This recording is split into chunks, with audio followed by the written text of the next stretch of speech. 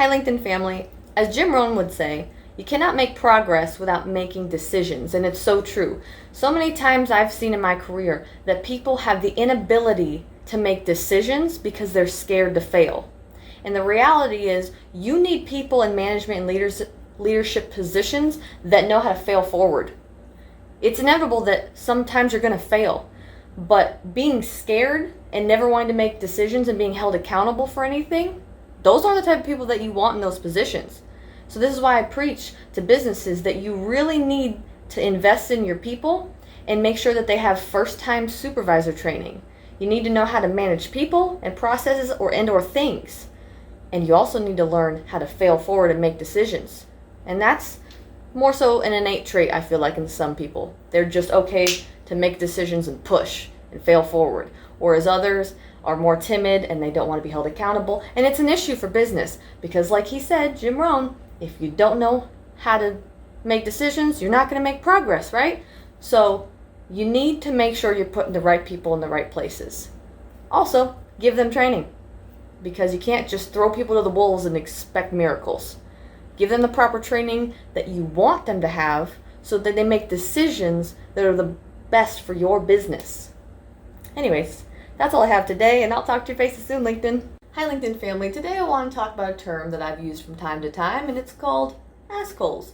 And you see, an asshole is somebody who goes around and asks the same exact question to everybody. Except they're not listening to anybody unless it's somebody who has told them exactly what it is that they want to hear. That is not effective. No, it's not. So these people are not good for your business because it's not an effective way to go about anything because they're not listening to understand anybody's perspective. They're listening to hear what it is that they want to hear. That is ego speaking. It's also ego listening, I guess. So these are those type of people, and I feel like they need to either be remedied or removed because they are not good for your company. So anyways, LinkedIn, I love your faces, and I'll talk to you soon. Hey, LinkedIn family. Today I want to talk about a failure that I had that to this day I still kick myself for. Back when I was in the Air Force, I had an eyebrow business. It was like a small business. I was just starting it up. I didn't really know what I was doing. I was just winging it. But eyebrows was my thing, and I was really good at it. And I flew a lot of hours, hundreds of hours all the time, so it was kind of hard to do both. And when I was in the service, I just didn't have the confidence to think that I could do anything with it.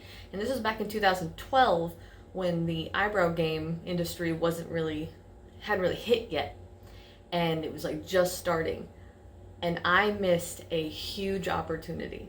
I just let it go because I didn't have the confidence in myself to keep that going. I could have had a chain, just like they have everywhere now, products. Don't get me started because it hurts my soul to think that I didn't give myself the credit where it was due, that I could do it. And so I missed a huge opportunity. And so that was a failure of mine. And what I know now is that I will not be doing that again with my business, with work cultures.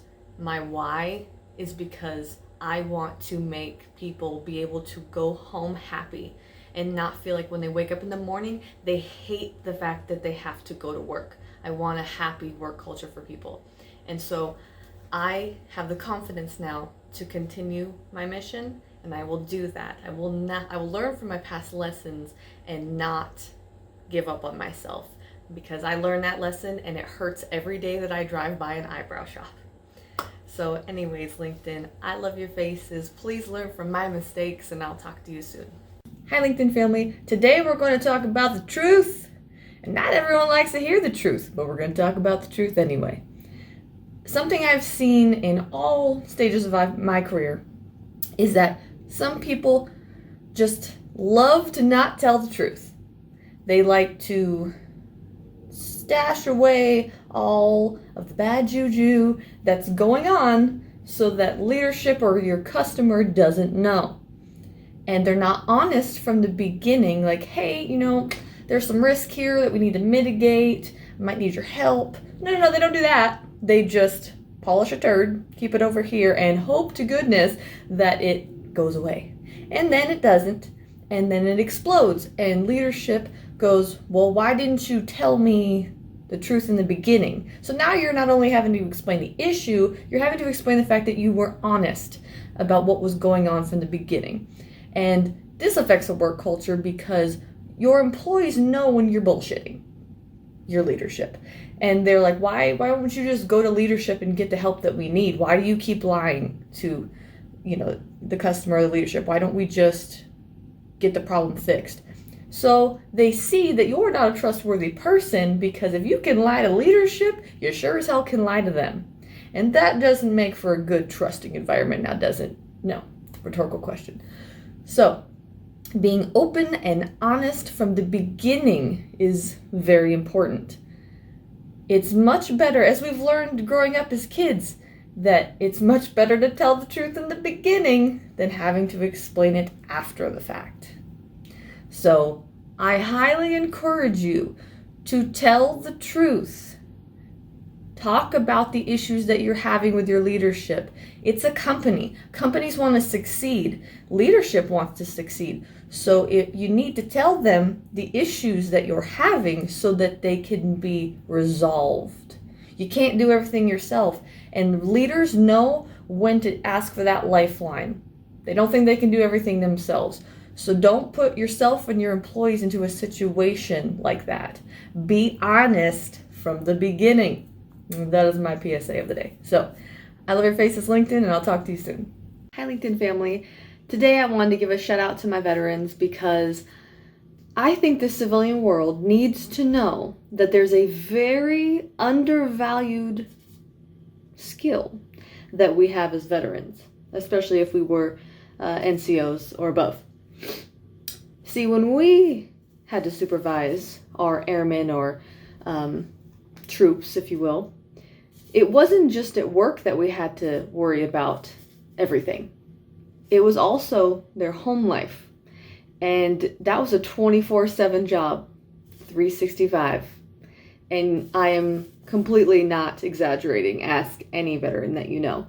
We had to worry about if they got a DUI, if they had spousal issues, financial issues, the list goes on.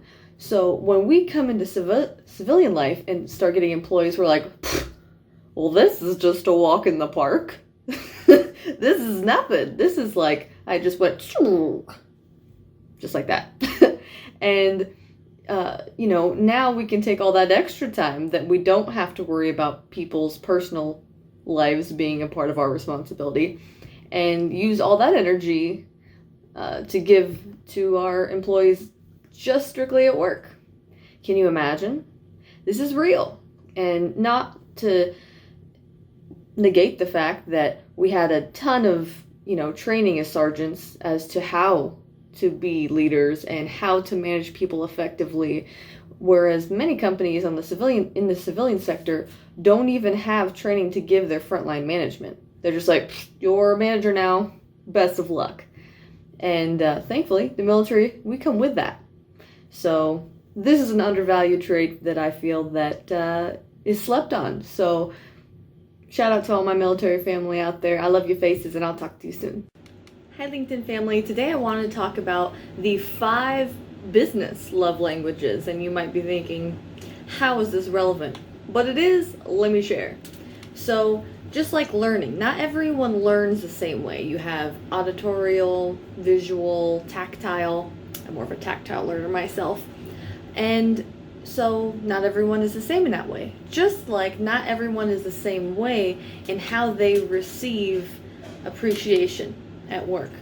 So I want to list the 5 business love languages on how people feel appreciated at work. 1, money. I know people hate talking about it, but some people really just love to feel appreciated via money. That you give them a raise, whether it's small or large, that is how they feel appreciated. Number 2, awards. Some people like recognition like that, and there's nothing wrong with that. Sometimes they just want a trophy of some kind, That's all they want. Number 3, some people just love to have a promotion. they've been working hard, they've done everything they need to do, and they just want that title. Maybe it's not even the money, they just want the title. They're not wrong for that, but that's how they feel appreciated. Number 4, investing in your employees' growth. Some people will feel appreciated if you just invest into them. So maybe they want to get a certification that costs a certain amount of money, or they want an opportunity to grow. You giving that to them is a way they can feel appreciated. And number 5, time off. Some people just love their personal time. I know I do.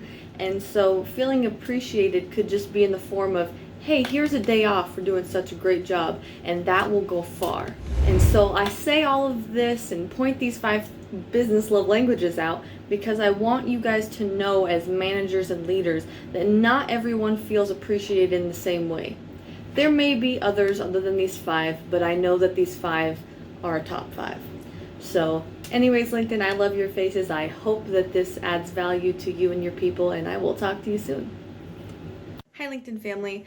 Real quick today, I want to talk about how words matter, especially in terms of leadership. You cannot have toxic leadership or bad leadership. That is an oxymoron. You can have bad management or toxic management, but you cannot have it the other way around, because words matter. Leadership is the epitome of what people should be. You can have a toxic dictator. There's other words we can fill in there, but it isn't leader and it isn't leadership. So I am actually doing my PhD dissertation on this exact subject. So once that's all done in a few years, because it's going to take a while, I will provide the beef of my argument for that. However, today on LinkedIn, I'm ready for an educated, healthy debate on this subject, because I believe in my heart and my soul that one cannot be a toxic or bad leader, because words matter. And the more we encourage the fact that words matter, people will be able to differentiate between what is a leader and what is not a leader. Okay? So please be with me in this movement. And I'm excited for the debate we're about to have. So I love your faces, LinkedIn, and I'll talk to you soon. Hey, LinkedIn family. Today we're going to talk about corporate Stockholm syndrome. Unfortunately, it's very real. I wish I could say it's a joke, but I have seen it firsthand. I have been witness to it because I've been in a company who had this going on. What you'll see is people, employees, being loyal to management that treats them like garbage. Loyalty is a two-way street, and it doesn't make any sense to be loyal to someone who is not loyal back to you. But traumatic events happen. For example, the ones I've seen, management will do these power moves where they'll just wipe out an entire section of, 10 people, entire division, just to be like, see what I can take away? I sign your paychecks. And then people get scared, and then Thanksgiving will come around, and then he'll give everyone, he, she, whatever CEO or management it is, gives everyone a few $100s, like, look what I did for you. And everyone's like, wow, look what they did for me. They really care. And then within the next month, they'll swipe away everyone's PTO. This is very manipulative, but they're doing it strategically for a reason. They condone this behavior of their employees being cutthroat because they want people to be fighting for, moves. And if they have that happening, people aren't being cohesive down here. They're just worried about being loyal and getting to the top. And they really condone this behavior, and it's quite unfortunate, and we know that this is not how things should be going, but unfortunately it happens. I want to educate people on this because if we know that it's happening, we can learn how to avoid it. This happens every day, and I want so much for people to not live like this because it's unhealthy. Your mental health is more important than you being a number to somebody, okay? So as your work culture consultant, I just want to let you guys know that you deserve to be treated better. No one should be working in a place like that. It is not conducive to any business either. So I'm going to post a link from Psychology Today that speaks about this in more detail. I love your faces, and I'll talk to you soon. Hi, LinkedIn family. Today I just wanted to talk about lip service. There are many bosses out there who have written checks that their mouth can't cash. That's a reality. And the issue there is that it negatively impacts a work culture, because when you don't do what you said you were going to do for your employees, they're not going to be loyal to you. In fact, they're going to start festering in their frustration, and morale is going to go down. Because, for example, if an employee comes on board, they're like, I want to be here in my career. I want you to help me to get to here. And you're like, absolutely, this is what you need to do. And then they do all that, and sometimes even more. And then when it comes time, they're like, hey, so you said that you were going to help me get there, and now nothing's happening. You haven't helped them. And they are not being promoted, and they're just sitting there wondering why. Well, I did everything you told me to do. I did even more. And you're just like, oh well. This negatively impacts a work culture. You have every right and power to be able to help them. And if you don't, well, that says something more so about your upper management or executive team or your work culture in general. Because you should want to foster growth. So if you are writing checks that your mouth can't cash, stop. If you know that you do not have the power to promote, don't promise that. Just say this: you will do the best you can to help them, but you can't promise anything. That's what you need to say instead. But hopefully you are in a work culture that fosters growth, and they want that, because when people grow, it benefits the company. It's pretty rhetorical. So anyways, moral of my story is stop providing lip service for people. If you're gonna do something, do it. Don't write checks that your mouth can't cash. It'll help your work culture. Anyways, love you faces, LinkedIn. I'll talk to you soon.